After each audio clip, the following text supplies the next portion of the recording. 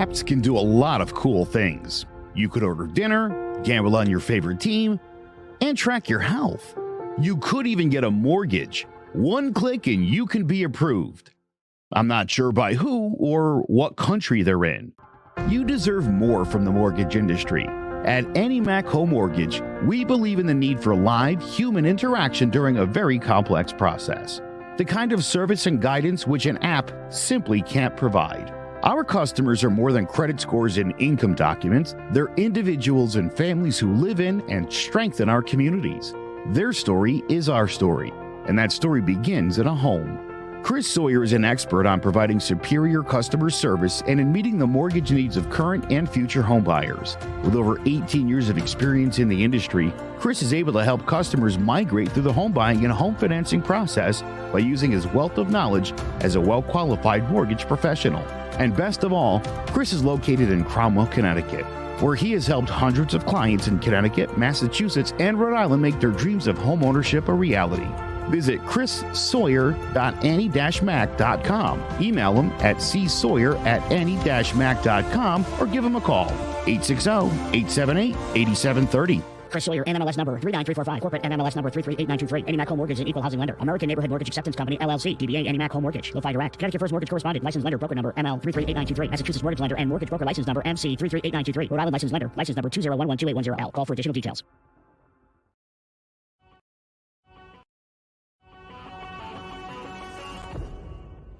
Open, Shepard, all alone. Shepard breaks a tackle and into the end zone. Sterling Shepard.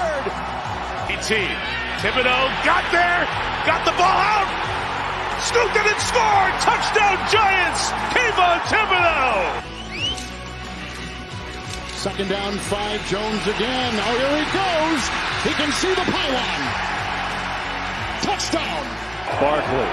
Looking for a seam. Great cut. Saquon Barkley in for the touchdown. Hello, ladies and gentlemen. Welcome to Jawing About G-Men Giants Football Podcast. I'm Big Jace, joined by Sean Scanlon. What's going on today, Sean? Nothing much. Getting ready to talk some Giants and root for UConn in about an hour or so. Yes, sir. UConn coming up. National championship. Yeah, a little over an hour, and we will talk about that. But first, we got to talk about football, and we got to start things off like we always do. Talking about the Giants. Sean, since the last time you were on here, a lot has changed. A lot of big moves. Paris Campbell. Bobby Okereke. Darren Waller being the biggest one. Zay and I talked a little bit about it. I think Darren Waller can be that number one guy. I know I mentioned it, like Joe has mentioned a lot when we had Evan Ingram taking that tight end with that speed, with that athleticism, moving him out to the outside. I'd love to see what Dable can do with that. But there's still a need at wide receiver. Paris Campbell isn't going to do it. So I think the draft is where the Giants are going to have to go. But how do you feel about the Waller addition and all the additions really for the Giants so far this offseason? Yeah, with Waller, I love the move. I think that you need to get a number one target for Daniel Jones, whether it be a receiver or a tight end. But I think Waller's right behind Kelsey in terms of pure receiving skills. In terms of tight ends, I think he's right there. He's incredible at getting open, great in the open field. He can get open with the best thumb. He's super speedy for a big tight end with that frame. So I think it's a huge move. Obviously, I would like to get, a number one receiver in the draft, which I think eventually we will end up doing. But for now, I think that this is huge for them. They haven't really had this explosive of a group in terms of receivers and tight ends since Daniel Jones has been here, really. So I think he could be that nice security blanket for him, make some big plays downfield. He's been struggling with injuries a little bit the past 2 years, but I'm not too worried about that. If he can stay healthy, I think he could definitely be that number one target. And then in terms of the other moves, Paris Campbell is a nice addition to the receiving corps. He could be a solid, number 2 or number 3. Had a pretty good year last year when he was on the field. First year, he pretty much stayed fully healthy. So I like that. He's similar to Darius Slayton, I think. Could really make some explosive plays and open up that passing game.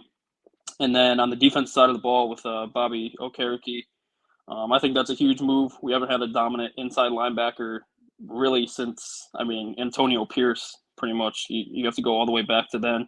So I think we needed that guy in the middle of the defense. Obviously, the defense was pretty solid last year, but to have that guy calling the plays, setting everything up, he could stop the run. If he can help in pass coverage as well, I think that's huge. So I like what the Giants are doing so far. The big splash move with Waller was huge, and then a couple nice additional pieces too. Supplement with the draft, and I think that the Giants are well on their way to hopefully another postseason berth, and then maybe they can go even farther than the second round next year. Yeah, I mean, it's very, very interesting.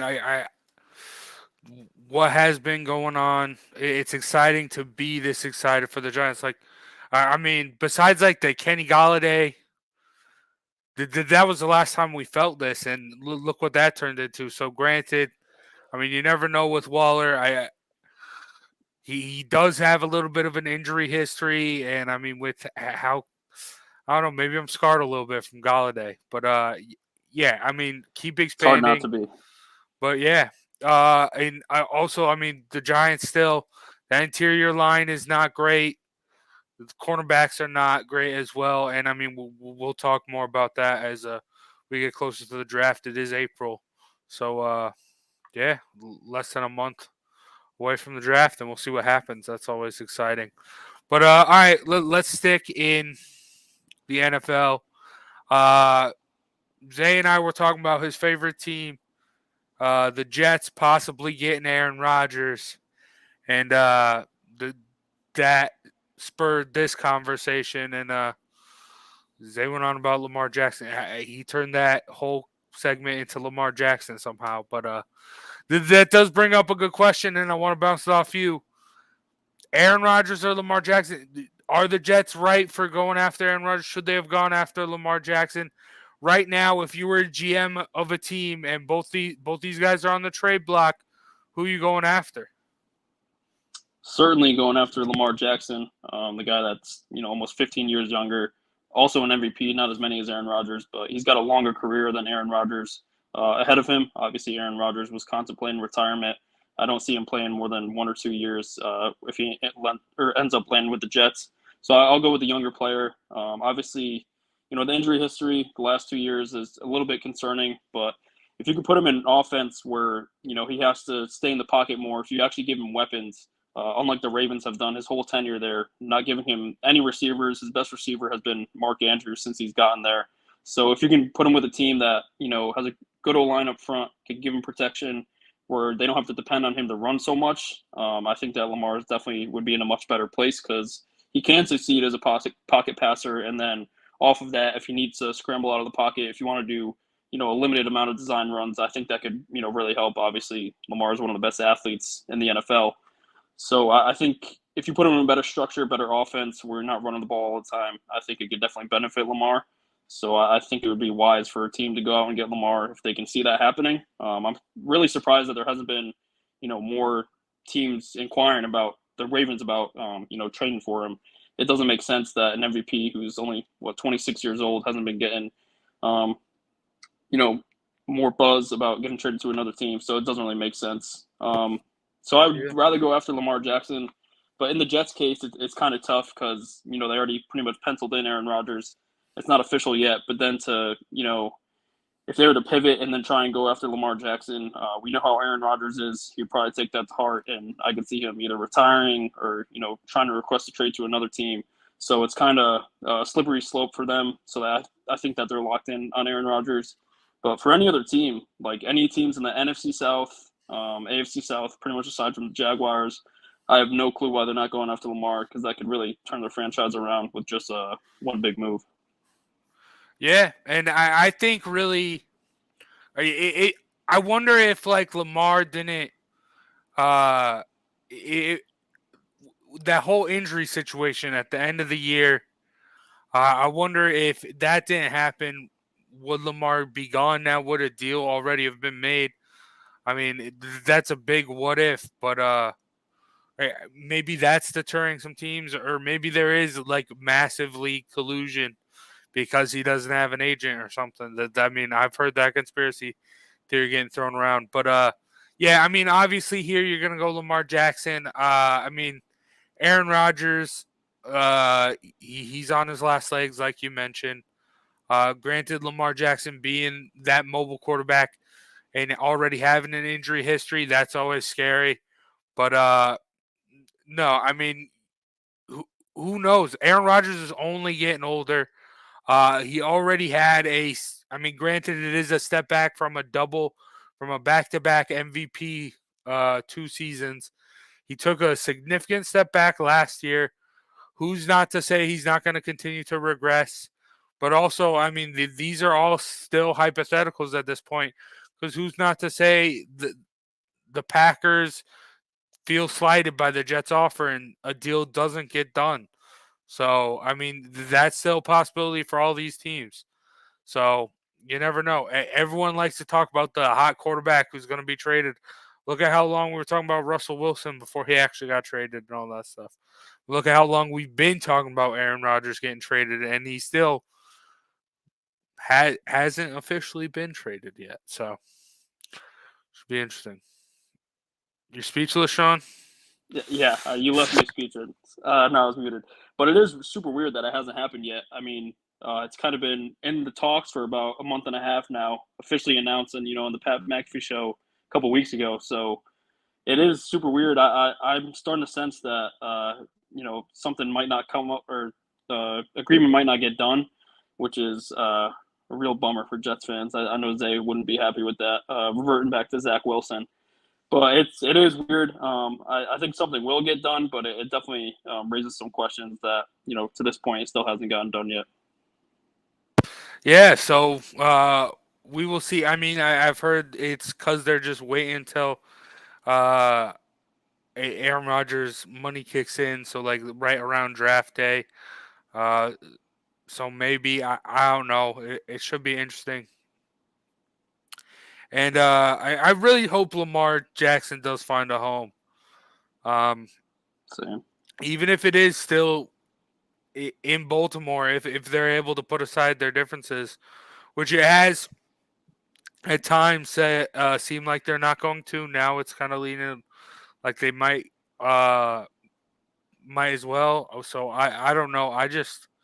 He's so fun to watch, and I don't want to see him sit out or anything like that. So, but should be interesting.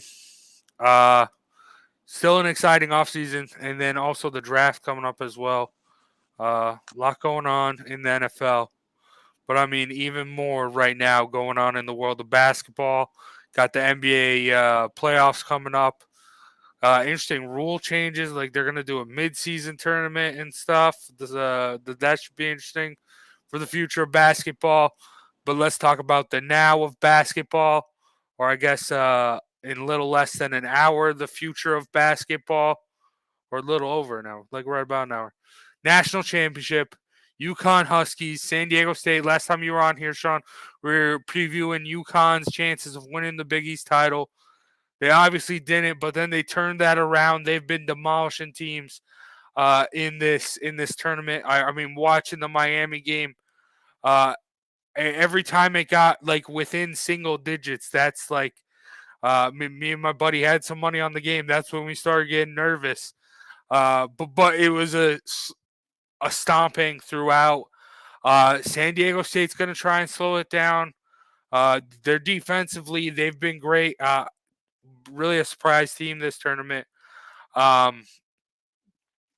I mean, can they guard Sonogo? I mean, he's been playing spectacular. No, not at all. I do also got to say, like, everyone's been talking about UConn, Sonogo, and Clegane. Clegane, he was not good that last game against Miami, and like Miami inside, I think they like UConn should have won by more. I think if he's on there, but it's all Sonogo. I don't want to hear. Yeah, they got the good big guys, but it's all about Sonogo.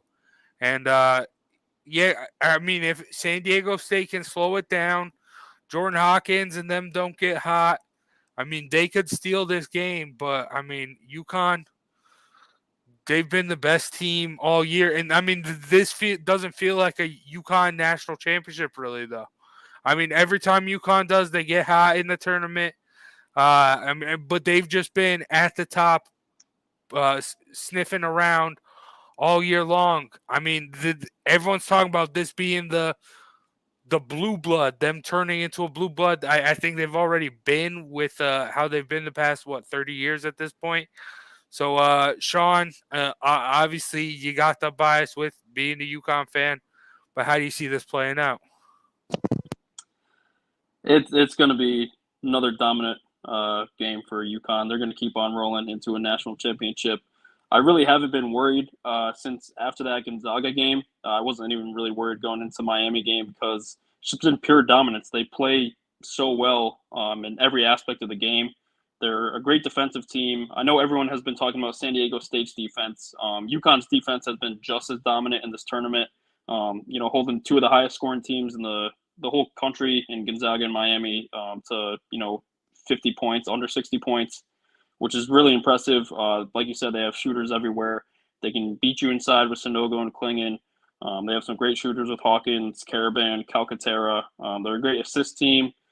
If they can keep the turnovers down, which they had a little bit, one too many against Miami, which is really what kind of kept Miami, not even in the game, but like you said, to the, being able to cut it down to single digits with a couple minutes left. Then cut down the turnovers, keep shooting the ball well, rebounding, offensive rebounding like they have been. I think it's just another easy game for UConn. They haven't even broken a sweat this whole tournament, really, aside from that first half of the first game against Iona when they were down at half. It's been an absolute dominant run. I don't see that stopping now. Obviously, March Madness, you see a lot of crazy things, so I'm sure it could be a trendy pick for some people to pick San Diego State. But from what I've seen, this is one of the most dominant runs I've ever seen to a national championship, and I think it continues tonight. And like you said, UConn, especially in my eyes, both of us being from Connecticut, they've already been a blue blood, but this will really solidify it. Winning their 5th championship in 24 years. They've been dominating the sport for the past 2 decades. So we'll continue tonight, and UConn will be hoisting that national championship. Yeah, I mean, the blue blood talk is stupid. I mean, yeah, we both grew up in Connecticut, but I mean, in that past, what'd you say, 24 years, they've had more championships than any other blue blood, more than Duke, more than UNC, more than Kentucky, like. Yeah, and people still consider Indiana and UCLA blue bloods when they were good in the 60s and 70s. John Wooden and Bob Knight aren't around anymore. All right, so I'm talking about blue bloods with those teams. They haven't been relevant in years. That's valid, but I mean, yeah, that is valid. But should be interesting. I don't know. I like the way San Diego State matches up with them. I think it just a different brand of basketball. But I'm springing this on you. Are you buying or selling this take? If Jordan Hawkins gets hot, he could he can become a top 5 pick in the NBA draft if he gets hot in this game. Ooh, he's already in the lottery. He's already probably going to be a lottery pick. But can he? I mean, look at Brandon Miller. I mean, he did not show up. Do you think he could eclipse him as being the top NCAA prospect in the draft? I don't see it happening. I mean, I love Jordan Hawkins. He's just a tremendous shooter. He's unconscious too. Right when he comes off of the screens, he just ready to fire right away.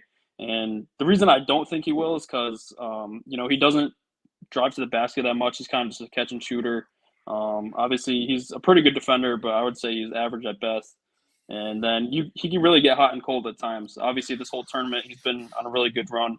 But if you saw when they were struggling during the Big East play, in those months of December and January, there were times where he would, go super cold. So he's a streaky shooter, but I do think he could definitely be a lottery pick. I think he will too. I think he'll have a big performance tonight. Obviously, shooting is what the NBA is built around nowadays. So I think he could definitely be a big asset to an NBA team. But I don't see him, going into that top 5. He can maybe sneak into the top 10 if some team, takes a chance on him. But I think top 5 would be kind of lofty. But I would love it. You know, UConn does get a lot of lottery picks, so I definitely wouldn't be surprised. Yeah. Should be interesting. I'm excited. The game's going to tip off here in just under an hour now. So, interesting. Obviously, you're taking UConn. I'm taking UConn. It sucks.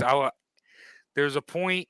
I was going to put money on UConn to win the national championship. It was like I don't know. It was whenever that Bama stuff came out with Brandon Miller and the gun.